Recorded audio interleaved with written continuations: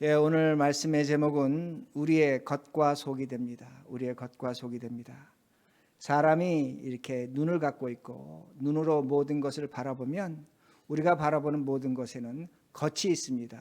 그리고 속이 있습니다. 겉은 우리가 보고 판단할 수 있습니다. 약하다, 강하다, 높다, 적다 그렇게 판단할 수 있습니다.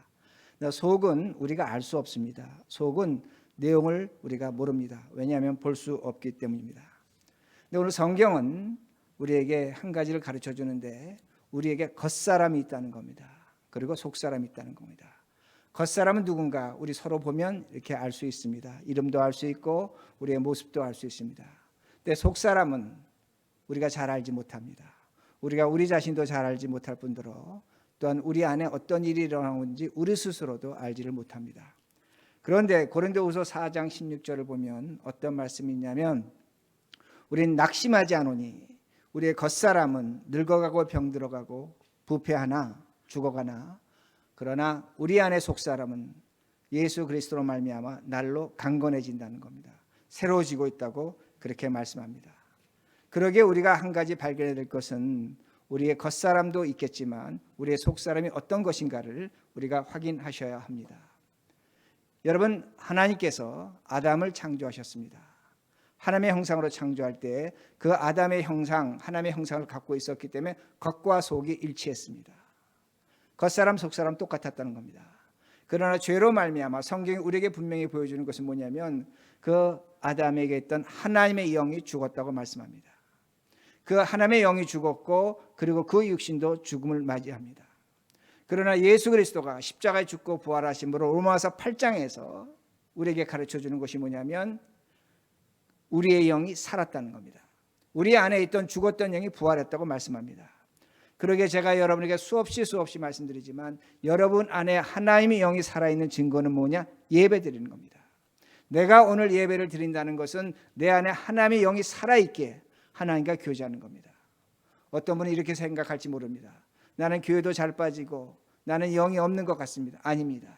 일단 예배 자리에 나왔다는 것은 하나님의 영이 살아있음을 분명히 우리에게 증거로 가르쳐 주는 겁니다. 그리고 성경은 우리의 몸은 오늘 고린도전서에 나오는 말씀처럼 죽을 것임을 분명히 말씀합니다.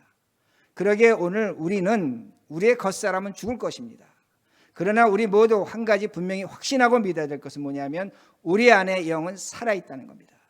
그러기에 성경은 날로 강건해진다고 말씀합니다. 이것이 우리의 겉과 속이라는 겁니다. 겉과 속이라는 겁니다. 그런데 교회도 겉과 속이 있습니다. 오늘 본문의 배경은 고린도 교회가 됩니다.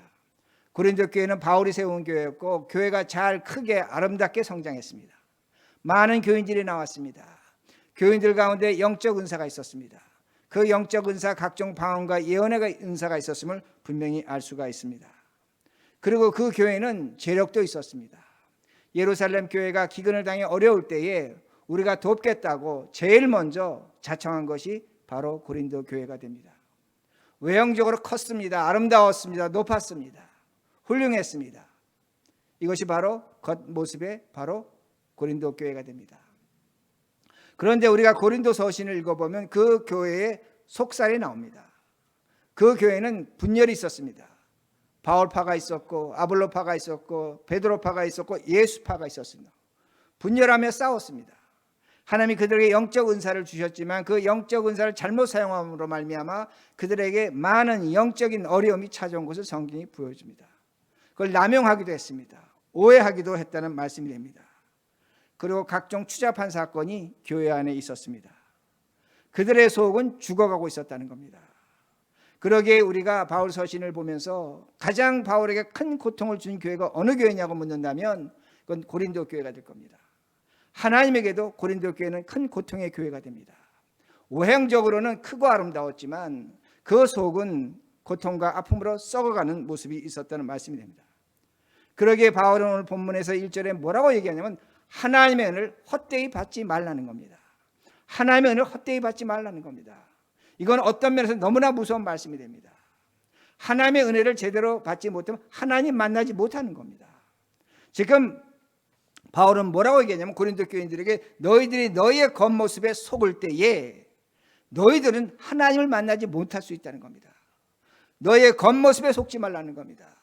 너의 속을 보라는 겁니다. 그러게 하나님의 우리를 헛되이 받지 말라고 그렇게 말씀하고 있습니다. 겉으로 속으면 하나님의 은혜를 받지 못합니다. 스스로 속임을 당한다는 말씀이 됩니다. 그러면 이 고린도 교회를 향한, 우리를 향한 하나님은 어디에 계신가입니다. 하나님 어디 계십니까? 제가 지금 여러분들에게 하나님 어디 계십니라고 질문할 때 우리 모두 하늘을 쳐다봅니다. 예, 하나님은 하늘에 계십니다. 하늘에 계십니다 라고 그렇게 말합니다. 그러나 하나님은 하늘에 계시지만 우리 눈에 보이지 않는 하늘에 계십니다. 하나님은 하늘에 계시지만 우리가 볼 수 없는 하늘에 하나님은 계신다는 말씀이 됩니다. 이게 도대체 무슨 말인가입니다. 여러분 말씀 하나 보겠습니다. 마태복음 24장 29절입니다. 제가 읽습니다. 그날 환난 후에 즉시 해가 어두워지며 달이 빛을 내지 아니하며 별들이 하늘에서 떨어지며 하늘의 권능들이 흔들리라. 자, 이 말씀은 예수님께서 직접 하신 말씀이 됩니다. 세상의 종말이 오면 어떤 현상이 일어날 것인가? 하늘에서 별들이 떨어진다는 겁니다. 그리고 하늘의 권능이 흔들린다고 말씀합니다. 저 말씀 속에 하늘이라는 단어가 2번 나옵니다. 2번 다 헬라어로 우라노라는 단어를 썼습니다. 근데 여러분이 영어 성경을 보시면 번역이 달라진 것을 알 수가 있습니다. 하늘에서 별이 떨어지는데 그 별이 떨어지는 하늘은 우리가 볼 수 있는 하늘입니다. 그러게 스카이라고 번역했습니다. 즉 하늘에서 별이 떨어질 때 그 하늘은 우리가 볼 수 있는 하늘이기에 스카이라고 번역했습니다. 그러나 두 번째 하늘의 권능들이 흔들릴 때 저 하늘은 헤븐으로 번역했습니다. 유대인들 하늘을 여러 층으로 나눴는데 제일 낮은 층이 있는 하늘이 사탄의 권세가 있는 하늘로 그렇게 이해했습니다. 그러게 저 하늘은 헤븐으로 번역했다는 겁니다. 저 하늘은 볼 수 없는 하늘인 것을 우리에게 가르쳐 주는 겁니다. 우리가 주기도문할 때 하늘에 계신 아버지라고 기도합니다. 하늘에 계신 아버지라고 볼 때 Our Father in sky라고 하지 않습니다.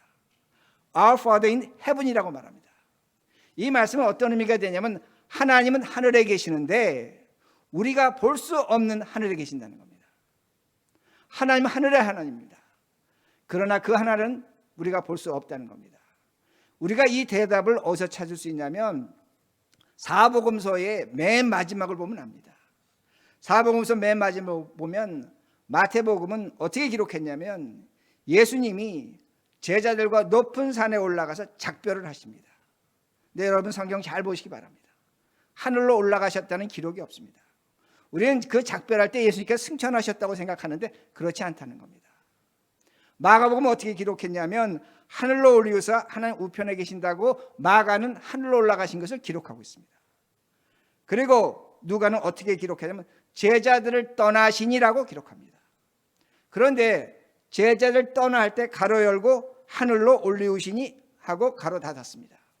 이 말씀은 뭐냐면 처음 성경을 썼을 때에 제자들 떠나셨다고만 기록한 겁니다. 올라가셨다는 것은 나중에 첨가한 것으로 그렇게 생각할 수 있다는 말씀이 됩니다. 요한복음은 예수님이 하늘로 올라가신 것 자체를 기록하지 않고 있습니다. 그렇습니다. 하나님은 예수 그리스도는 하늘로 승천하셨습니다. 우리 다 믿고 있습니다. 그런데 왜 성경이 이렇게 기록하고 있는가 합니다. 무엇 때문에 사도들은 제자들은 예수님이 하늘로 올라가신 그 표현을 완곡하게 표현하고 있는가 합니다. 다시 말씀드립니다. 이건 우리들 때문입니다. 만약에 예수님이 저 하늘 눈에 보이는 스카이로 올라가셨다면 우리는 저 하늘을 우상 숭배한다는 겁니다. 그게 초대교회의 굉장한 문제였습니다. 그러기에 이것을 막기 위해서 사도들은 사복음서를 기록한 제자들은 의도적으로 그 사실을 낮춘 겁니다. 하나님은 분명히 하늘에 계십니다. 헤븐에 계십니다. 그러나 우리 눈으로 볼 수 있는 스카이는 아닌 겁니다. 우리 눈으로 볼 수 없는 하늘에 계신다는 말씀입니다. 만약에 오늘 이 말씀이 정확하다면 여러분 우리 좀 전에 읽은 마태복음 말씀입니다. 만약에 예수님이 하늘, 우리가 눈에 보는 하늘 스카이에 계신다 그러면 하늘의 별들이 흔들릴 때, 별들이 떨어질 때 하늘나라가 무너지는 겁니다. 이건 말이 되지 않는 겁니다. 그러므로 예수님은 어디 계신가? 하나님은 어디 계신가? 우리 눈에 보이는 스카이가 아니라는 겁니다. 우리 눈에 볼 수 없는 헤븐에 계시는 것을 분명히 믿으셔야 됩니다. 왜 성경 기자들이 이렇게 기록했냐면 유대인들 때문입니다. 유대인들은 하나님이 어디 있다고 믿었습니까? 예루살렘 성전에 있다고 믿었습니다. AD 70년에 그 예루살렘 성전이 파괴될 때 유대인들은 하나님께 제사 드리지 못했습니다. 제사장의 직책이 사라졌습니다. 왜? 성전과 하나님이 함께 사라져 버렸기 때문입니다. 그러므로 엄밀한 의미에서 유대교는 존재하지 않는 겁니다. 그러므로 성경이 우리에게 집요하게 가르쳐 주는 것이 뭐냐면 눈에 보이는 곳에 하나님은 계시지 않다는 겁니다. 하나님은 눈에 보이지 않는 곳에 속에 숨어 계신다고 분명히 가르쳐 주십니다. 그러므로 우리들이 보이는 곳에 속으면 안 됩니다. 보이는 곳에 속으면 안 된다는 겁니다. 제가 왜 이렇게 말씀드리냐면 저도 속을 뻔했기 때문입니다. 제가 지난번에 말씀드린 것처럼 제가 추수감사절 제하고는 제가 이번에 느낀 것을 설교한다고 말씀드렸습니다. 제가 이번에 여러분에게 말씀드렸지만 차를 타고 LA를 갔다가 LA에서 뉴저지로 왔습니다. 근데 제가 이번 여행은 남쪽으로 갔습니다. 소위 말하는 미국의 바이블 벨트를 갔습니다. 여러분, 바이블 벨트는 신앙적으로 보수적인 곳입니다. 많은 사람들이 예수 그리스도를 믿는 곳입니다. 열정적으로 믿는 것입니다. 제가 버지니아를 통해서 웨스트 버지니아를 통해서 켄터키, 테네시, 오클라호마, 미시시피, 아리조나, 텍사스, 조지아, 루지애나, 알라바마를 거쳐서 왔습니다. 바이블 벨트 지나갔습니다. 좀 전에 말씀드린 것처럼 그것을 지나가면 하이웨이를 지나가 보면 압니다. 교회가 있는데 대형 교회들이 엄청 많습니다. 정말로 큰 캠퍼스를 가진 아름다운 교회들이 많습니다. 그리고 곳곳에는 십자가가 서 있습니다. 그 대형 빌보드판에는 뭐라고 써있냐면 예수님 우리의 구주십니다. 예수를 믿으십시오라는 그런 사인이 곳곳에 서 있습니다. 가보면 정말로 이곳이 바이블 벨트라는 것을 충분하게 느낄 수 있다는 겁니다. 그런 교회와 그런 사인과 그런 것들은 우리가 뉴욕, 뉴저지에서는 볼 수가 없습니다. 그런데 그곳에 가면 또 한 가지 뉴욕과 뉴저지에서 볼 수 없는 빌보드 사인을 보게 됩니다. 좀 제가 설교 시간에는 죄송스럽지만 성인용품 광고 사인입니다. 그게 참 엄청 많습니다. 그러면서 그곳을 지나가면서 느낄 때 어떤 것을 느끼냐면 어떻게 바이블 벨트에서 이런 성인용품 파는 광고판이 그것도 대형 광고판으로 붙어 있는가 보게 됩니다. 정말로 어울리지 않습니다. 정말로 어울리지 않습니다. 그러게 저하고 저희 집사람이 지나갈 때마다 저게 왜 이렇게 많은가? 무엇 때문에 많은가? 지나가는 사람들에게 사라고 하는 건가? 그런 생각을 했습니다. 근데 제가 좀 조사를 해봤습니다. 제가 설교 때 종종 인용하는 피우 리서치 기독교 여론조사기관이 있습니다. 거기서 이런 조사가 나왔습니다. 알라바마하고 미시시피는 77%가 크리스천입니다. 테네시는 73%, 루지애는 71%, 아칸사스는 70%, 사우스캐롤라이나는 70%, 웨스트 버지니아 69%가 됩니다. 제가 말씀드린 이 크리스천 숫자는 적어도 질문할 때 일주일에 한 번 교회 가는 사람들입니다. 그리고 70% 이상이 매일 기도하는 사람이라고 말합니다. 그리고 그들은 자신들의 삶 속에서 예수님이 가장 중요하다고 생각하는 사람들이라고 그렇게 말합니다. 그런데 미국 인구조사 통계국에서 발표한 것을 보면 제가 좀 전에 말씀드린 그 바이블 벨트가 가정폭력이 가장 높습니다. 그리고 더 나아가서 이혼율이 가장 높다는 겁니다. 왜 그런가입니다. 어떤 분들이 이렇게 생각하실지 모릅니다. 그래도 거기에 교회 다니지 않는 사람들이 있기 때문에 그들 때문에 이혼율이 높은 것은 아닌가 그렇게 말합니다. 그런데 그렇지 않습니다. 여러분이 미국 인구조사 통계국에 보면 쉽게 나옵니다. 우리가 잘 아는 메인주가 있습니다. 메인주는 크리스천이 34%입니다. 다른 곳에 비교하면 반도 안 됩니다. 그런데 이혼율은 미국에서 가장 낮은 곳이 됩니다. 가장 낮은 곳이 됩니다. 그리고 이혼율이 가장 낮은 주들은 바이블 벨트 북쪽에 있습니다. 일리노이라든지 뉴욕이라든지 뉴저지라든지 북쪽에 있는 주들이 상대적으로 이혼율이 낮은 것을 분명히 보여줍니다. 이들은 주의를 지킵니다. 기도합니다. 예배드립니다. 보수적인 신자로 갑니다. 그런데 학자들이 얘기하는 것이 뭐냐면 그들이 그럼에도 불구하고 교회에 나와서 그 가정폭력과 죄의식을 경감시킨다고 그렇게 말합니다. 하버드 비즈니스 스쿨에 벤자민 엘드만이라는 학자가 있습니다. 보수적인 바이블 벨트가 포르노, 미국 포르노 그 소비가 10개의 주가 있는데 대부분 바이블 벨트가 차지하고 있다고 말합니다. 그리고 1등은 누구냐? 우리가 알고 있는 가장 보수적인 주, 몰몬교회 본사 유타주가 포르노 소비가 가장 높다고 그렇게 말합니다. 그러면서 어떤 데이터가 나왔냐면 주일에 교인 출석이 1% 증가하면 포르노 소비가 0.1% 감소한다고 합니다. 그러나 월요일부터 토요일까지 되면 이것이 도리어 반대로 소비가 증가한다고 말합니다. 노스이스트 유니버시티의 데이비드 스카트 박사는 이런 현상을 종교적 억압의 결과로 말합니다. 종교적 억압은 하나님을 믿는 겁니다. 그런데 그 종교적 억압을 느낄 때 가정폭력으로 연결되고 10대 임신으로 연결되고 더 나아가서 이혼으로 포르노 소비로 높아진다고 그렇게 말합니다. 제가 이걸 왜 말씀드리냐면 바이블 벨트를 조롱하고자 하는 것이 아닙니다. 바이블 벨트에 있는 신자들 낮추고자 하는 것이 아닙니다. 그들은 열심히 하나님을 믿습니다. 그리고 신앙생활 열심히 하고 하나님이 자신의 삶의 근본이라고 그렇게 고백하고 있습니다. 겉은 거룩합니다. 우리 눈에 보이는 건 거룩하다는 겁니다. 그러나 그 안은, 그 속살은 거룩하지 않다는 말씀이 됩니다. 무엇 때문에 그런가 합니다. 종교적 억압이라는 겁니다. 학자들이 말하는 겁니다. 종교적 억압이라는 뭐냐면 아담 증후군이라고 그렇게 말합니다. 하나님이 하지 말어, 먹지 말어 하면 사람은 그걸 꼭 하고 싶어 한다는 겁니다. 거기에 인간의 죄의식이 있다는 겁니다. 그 죄의식을 견디지 못할 때 인간은 다른 방법으로 그 죄의식을 해소하려고 한다는 겁니다.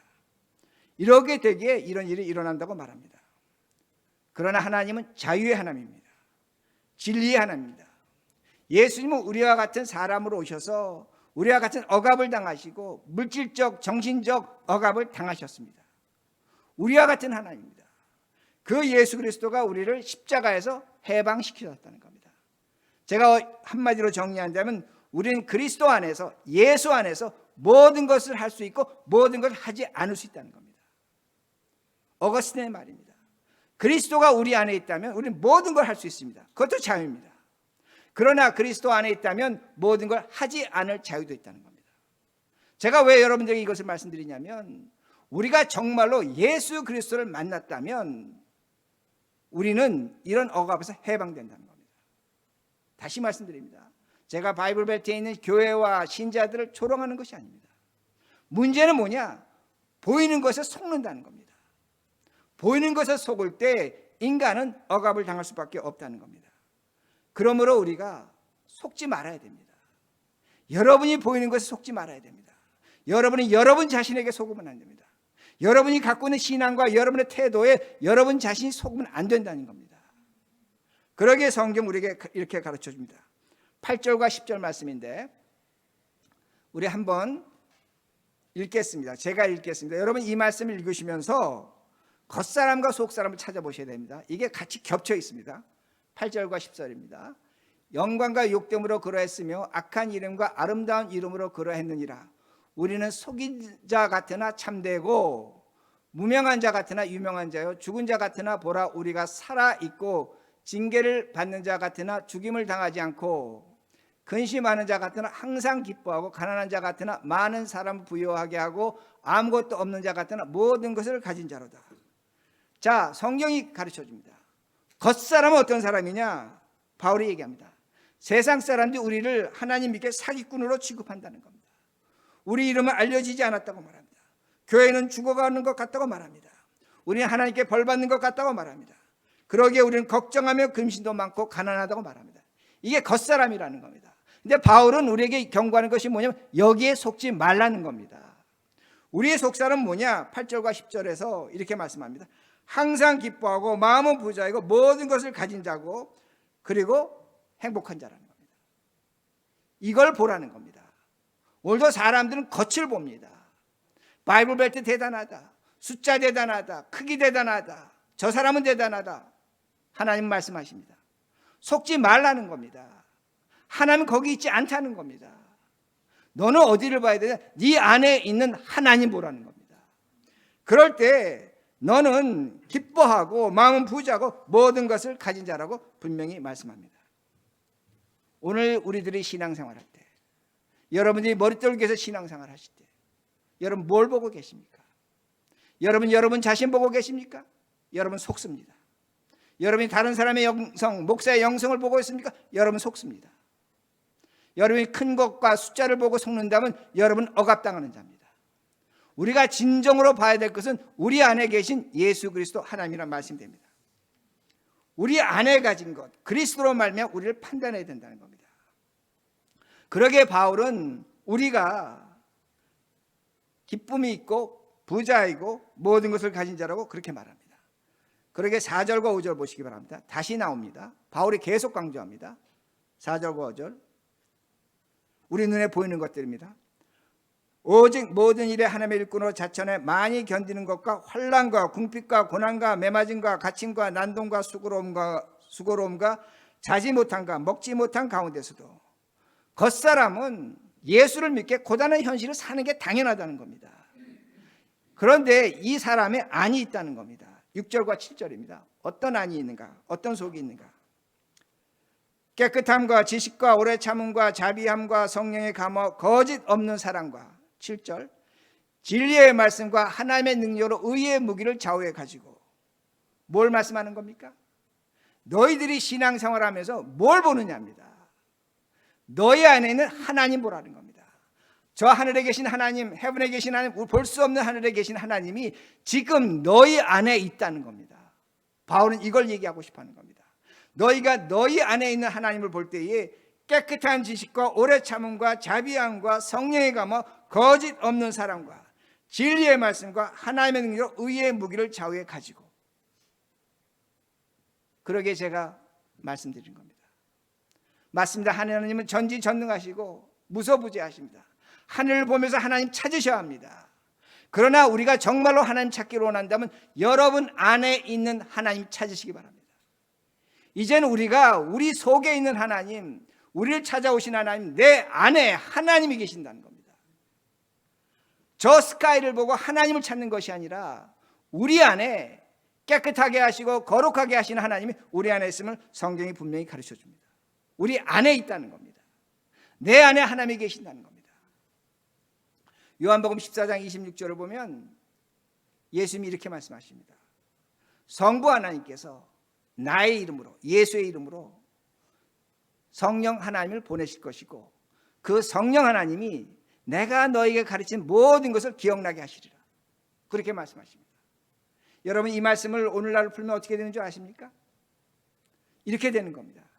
2000년의 예수 그리스도, 많은 사람에게 나타난 예수 그리스도가 성령으로 우리 안에 나타나십니다. 그리고 제자들에게 말씀하셨던 그 예수님 똑같이 우리에게 말씀하십니다. 그리고 그 예수님께서 행하셨던 많은 기적과 능력을 우리에게 행하신다고 말씀하는 겁니다. 아멘. 하나님은 이런 하나님이라는 겁니다. 하나님은 먼 곳에 계신 것이 아니라 오늘 우리 안에서 우리에게 말씀하시고 내가 찾기만 하면 나오시는 그 하나님이라는 겁니다. 그 하나님이 우리에게 함께 하신다는 겁니다. 내 안에 있다는 겁니다. 하나님이 이 십자가에 있는 것도 아니고 저 하늘에 있는 것도 아니고 내 안에 있다는 겁니다. 그러기에 예수님께서 말씀하십니다. 내가 너희 안에, 너희가 내 안에, 내가 하나님 안에 있노라고 말씀합니다. 바울은 그러기에 우리가 그리스도의 성전이라고 분명히 가르쳐 줍니다. 하나님 어디 계십니까? 하나님 어디 계십니까? 울며 불며 하나님 찾습니다. 하나님 우리에게 말씀하십니다. 내가 네 안에 있다는 겁니다. 저 하늘을 바라보지 말고 사람 바라보지 말고 네 안에 있는 하나님을 찾으라고 분명히 말씀하십니다. 저는 이걸 경험합니다. 이걸 보고 있습니다. 제가 지난 수요일입니다. 저하고 동갑내기 목사님이 소천을 하셨습니다. 근데 노회에서 저보고 동갑이니까 가서 설교를 하라는 겁니다. 근데 제가 그 목사님을 언제 만났냐면 한 2주 전에 만났습니다. 2주 전에 제가 그때 이제 많이 아프실 텐데 제가 가서 여쭤보니까 15일째 음식을 드지 못하고 계셨습니다. 사람이 완전히 달라졌습니다. 뼈만 남았습니다. 얼굴도 제가 잘 못 알아볼 정도입니다. 저하고 동갑이었습니다. 그래서 제가 참 마음이 아팠습니다. 그래서 제가 목사님 보고 손을 붙잡으면서 목사님 그래도 하시고 싶은 말 있으면 마지막으로 한번 해주세요. 제가 그렇게 얘기했습니다. 근데 그 목사님이 이렇게 얘기합니다. 자신에게 통증이라는 것이, 그 암으로 인한 통증이 너무나 극심하다는 겁니다. 너무나 극심하다 보니까 하나님께 기도했다고 합니다. 하나님 이 통증을 좀 없애주든지 감해주든지 아마 그렇게 기도하신 것 같습니다. 근데 그 목사님이 저에게 이렇게 얘기합니다. 목사님 제가 기도했는데 예수님이 나타나시더니 야, 너 내 십자가 져봤느냐? 그 말씀을 하더라는 겁니다. 근데 자기가 그 말씀을 듣는 순간 어떤 느낌을 가졌냐면 내가 겪고 있는 통증보다 더 아픈 통증, 더 무서운 통증이 있다는 걸 본인이 느꼈다고 하는 겁니다. 무슨 말씀인지 아시겠습니까? 내가 지금 아파서 죽을 것 같은데 그 통증을 느끼고 있는데 그 예수님의 그 말씀을 듣는 순간 너무나 아픈 통증을 본인이 느꼈다고 하는 겁니다. 자신에게 통증이 사라진 건 아니라고 합니다. 근데 그 아픔을 느끼는 순간 자신이 좀 더 달라질 수 있다고 말합니다. 그러면서 그 목사님이 이렇게 얘기합니다. 처음엔 저보고 어머니가 손을 잡아 인도해 주셨다고 그랬는데 옆에 사모님이 해석을 해 주시는 겁니다. 어머님이 아니라 하나님이, 예수님이 어머니처럼 목사님 손잡고 인도해 주셨다는 그 말씀입니다. 그리고 그 다음에 뭐라고 얘기하냐면 저보고 모든 것이 감사하고 모든 것이 은혜라고 말합니다. 근데 그때 동료 목사들이 있었습니다. 근데 동료 목사들과 저희가 그때 한 가지 분명하게 느낀 것은, 저도 느낀 것은 저게 그냥 하는 말이 아니다. 정말로 은혜다. 정말로 감사하다. 그걸 분명히 느꼈습니다. 그리고 그 다음에 하시는 말이 하나님께서 나를 하늘나라로 인도해 주실 것입니다. 그렇게 말씀하셨습니다. 근데 제가 여러분에게 드리고 싶은 말씀은 이겁니다. 그때에 그 시간에 우리 눈으로 봤습니다. 그분은 그 집에서, 그 좁은 아파트에서 환자로 누워 있었습니다. 그러나 그때 그 시간에 그는 천국 하늘나라에 있었습니다. 저는 그걸 확신합니다. 그때에 그는 침대에 누워서 고통스러워 있었습니다. 그러나 그때에 침대에 누워 있지만 그는 우리가 볼 수 없는 예수님을 만나고 있었다는 겁니다. 그것이 그의 영광과 특권입니까? 아닙니다. 우리가 누릴 수 있고 우리가 가질 수 있는 영광과 특권이라는 겁니다. 무엇 때문에 그런가 합니다. 우리 안에 예수님 그리스도가 계신다는 겁니다. 아멘. 우리 안에 하나님 계신다는 겁니다. 우리는 오늘도 하나님을 어디서 찾냐면 저 하늘을 보고 하나님 찾습니다. 맞습니다. 하나님 무소부재하시게 저 스카이에 계십니다. 그러나 오늘 성경이 우리에게 가르쳐주는 것은 뭐냐면 너가 찾는 하나님은 오늘 우리 안에 계신다는 겁니다. 내 안에 계신다는 겁니다. 우리는 하나님을 볼 수가 없습니다. 그러나 그 하나님은 우리 안에 계십니다. 그러기에 우리는 더 이상 보이는 것에 속으면 안 됩니다. 간곡하게 말씀드립니다. 여러분 자신에게 속으면 안 됩니다. 여러분이 갖고 있는 것에 속으면 안 됩니다. 어떤 숫자에 속으면 안 됩니다. 어떤 사람의 영성에 속아도 안 됩니다. 보이는 것에 속지 마시기 바랍니다. 우리가 찾고 간구해야 될 것은 무엇이냐면 우리 안에 계신 하나님 예수 그리스도라는 겁니다. 우리 안에 예수님이 계신다면, 정말로 진심으로 우리 안에 예수님이 계신다면 우리가 사람의 눈을 두려워하겠습니까? 하나님의 눈을 두려워하는 겁니다. 그러기에 제가 바이블 벨트 얘기를 드린 겁니다. 정말로 우리가 예수를 믿는다면 하나님을 두려워하고 그 하나님의 눈을 두려워하고 우리의 삶이 달라질 것입니다. 그러기에 말씀을 마칩니다. 우리 모두 육신의 몸을 갖고 있습니다. 늙어갈 것이고 병들어갈 것이고 죽을 것은 분명합니다. 그러나 우리 안에 영은 살아있습니다. 이 영은 날로 강건해질 것이고 새로워질 것입니다. 그리고 오늘 우리가 이 땅에서 그 하나님 찾을 때 우리는 그 하나님과 함께 새로운 것과 기쁜 것과 감사한 것으로 천국을 누리며 살아갑니다. 이런 삶이 되는 우리 머릿돌 교우들이 되기를 간절히 바랍니다.